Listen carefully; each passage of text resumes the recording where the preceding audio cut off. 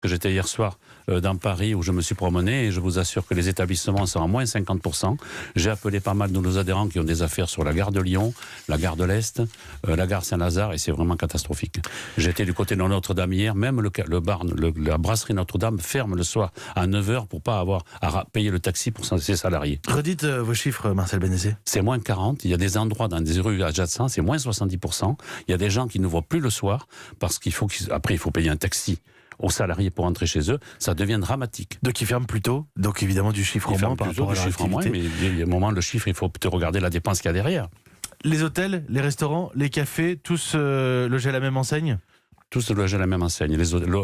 Les hôtels, c'est en cascade. Alors avec ce qui va se passer aujourd'hui et demain, les annulations, c'est une cascade. Ils passent plus de temps à gérer les annulations que les réservations, parce qu'il n'y en a pas. Il n'y a pas de réservation en ce moment du tout. Il n'y a pas de réservation. Ce qui est complètement anormal pour la période de l'année, il faut le rappeler.